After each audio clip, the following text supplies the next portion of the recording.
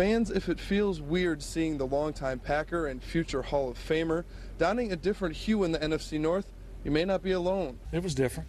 I'm not going to lie to you. You can't take away the 16 years I had in Green Bay. It was unbelievable. It was great. What happens when the team that built your legacy decides you're no longer good enough? Brett Favre didn't just take that personally, he turned it into one of the greatest revenge stories in NFL history. In 2009, wearing the enemy's colors, he delivered not one, but two masterclasses against the Packers. Along the way, Favre would do something no quarterback had ever done before: defeat all 32 NFL teams, including the one that made him a legend. But before any of that could happen, everything had to fall apart first. For Brett Favre, the end in Green Bay was as jarring as it was unexpected. A three-time MVP, 97 Super Bowl champ, Favre was synonymous with Packers football for 16 years. The franchise's identity was built around him, and for a generation of fans, he wasn't just a quarterback, he was the heart of the team. That's what made the events of 2008 so hard to process. In March, Favre announced his retirement and the Packers began preparing for life after their icon. But Favre's competitive fire didn't fade. Within months, he reversed course and wanted back in. The Packers, however, had already moved on. They publicly named Aaron Rodgers the starting quarterback, signaling a new era and making it clear Favre's time in Green Bay was over. For Favre, that decision cut deep. He'd carried the franchise for over a decade, and now he was being told publicly that the future belonged to someone else. The separation wasn't clean. Favre wanted to return, but the Packers refused to release him outright, especially not to any team in the NFC North. The idea of Favre suiting up for a division rival was unthinkable for Green Bay's front office. So instead, they brokered a deal that sent him to the New York Jets for the 2008 season, a one-year detour that neither Favre nor most fans saw as a true resolution. Playing in New York kept him out of the NFC, but Favre's intentions were never a secret. Even as a Jet, his eyes were on Minnesota. Favre's season in New York started well, but an injury to his throwing shoulder derailed the Jets' playoff hopes. Still, he wasn't done. After that single year, Favre retired again, briefly. Sensing an opportunity, reached out. Green Bay's worst-case scenario was about to become reality. Their former hero was about to join their most hated rival. In 2009, Favre signed with Minnesota, and the NFL landscape shifted overnight. The reaction was immediate and intense. Some Packers fans felt betrayed, seeing Favre's move as a direct challenge to everything he'd built in Green Bay. Others sympathized, arguing that after so many years of service, he had earned the right to finish his career on his own terms. But for Brett Favre, this was personal. He wanted to prove the Packers wrong and show he could still win at the highest level, even if it meant doing so in purple and gold. As the schedule took shape, one matchup stood out above all the rest. The date was set for his first game against Green Bay, and the anticipation was electric. The stage was about to be set for one of the most dramatic showdowns in NFL history. October 5, 2009 wasn't just another Monday night in the NFL. It was the night Brett Favre, now in Vikings purple, lined up under center to face the Green Bay Packers, the team that had shaped his career and then let him go.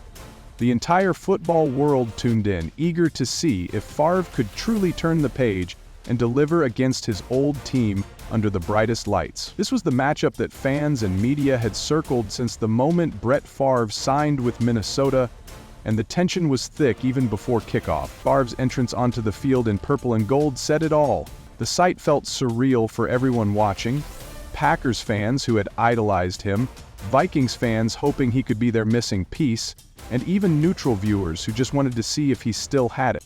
The Packers had already chosen their future with Aaron Rodgers, but now they had to face their past. And for both teams, this game was loaded with meaning. For Favre, it was more than just a regular season contest. It was a chance to prove that the Packers had moved on too soon.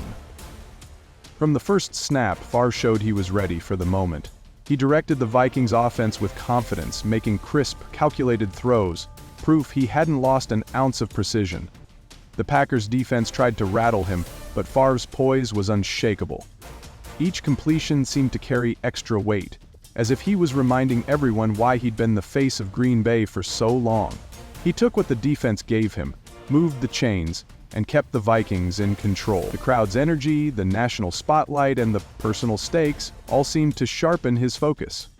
Midway through the game, you could sense the momentum building. The Vikings' offense kept pushing, and Favre's timing with his receivers was spot on.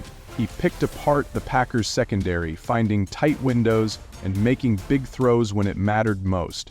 The Packers answered with their own scores, but every time they closed the gap, Favre responded.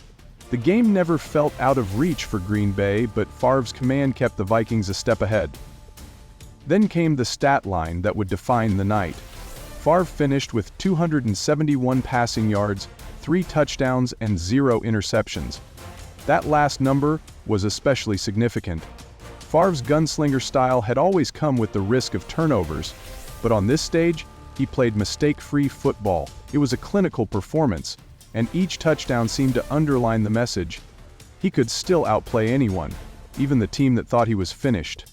The Vikings secured a 30-23 victory, but the implications ran deeper than the scoreboard. With that win, Favre became the first quarterback in NFL history to defeat all 32 teams. That record didn't just add to his resume, it amplified the emotional sting for Packers fans and front office alike.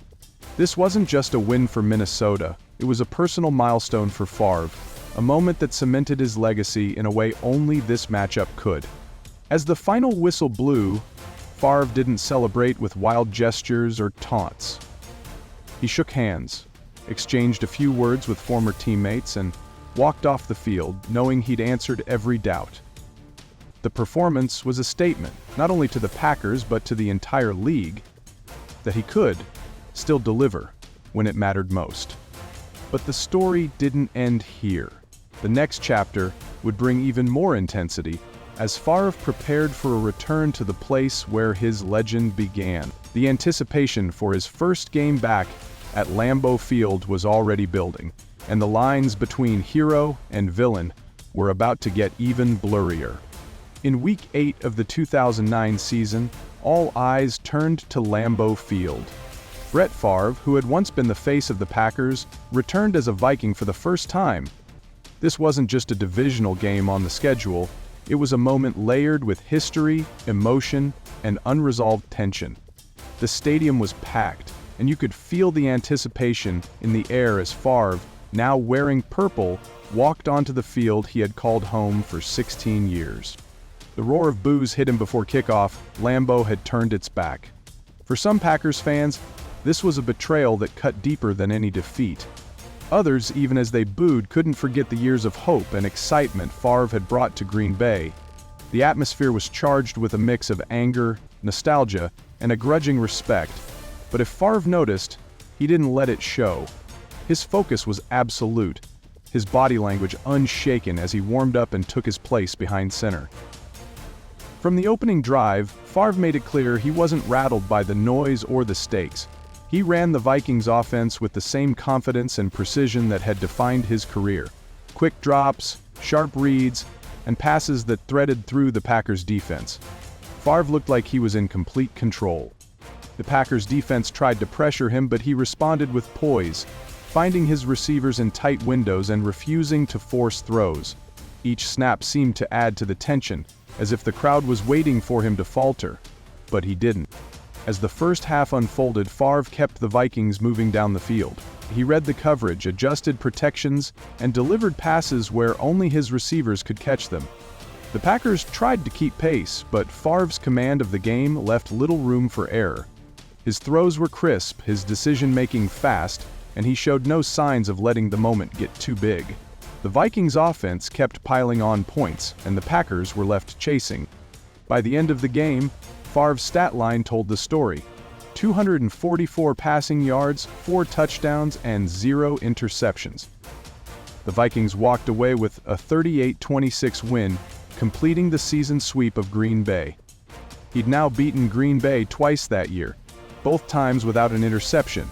For the Packers, it was a painful reminder of what they had lost. For Favre, it was a clear answer to anyone who doubted he could still play at an elite level, and a powerful statement to the team that had moved on from him. This wasn't just about numbers or wins in the standings, it was about pride and proving a point. Favre had come back to Lambeau, faced a hostile crowd, and delivered one of his most efficient performances. In 2 games against his old team, he threw 7 touchdowns and didn't turn the ball over once. The revenge narrative wasn't subtle. Favre had made it known that he still belonged on the biggest stage. On that day, Lambeau Field saw a different side of Brett Favre. He wasn't just the former hero or the new villain.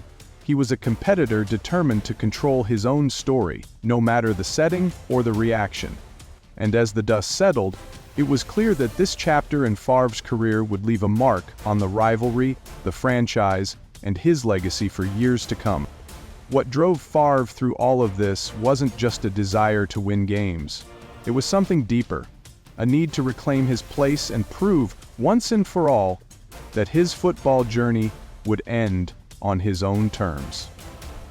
Brett Favre's 2009 season wasn't about chasing another championship. It was about confronting the team that defined his career and showing he still had what it took. By beating the Packers twice, he sent a message to the league and to Green Bay. He still belonged among the best, and he would decide when the story ended. His move to the Vikings and those unforgettable games are reminders of how personal rivalries drive the NFL and why these moments stick with us. If you're still fired up by Favre's revenge arc, hit like and share your favorite Favre moment in the comments, and subscribe to Revenge Route for more deep dive football stories.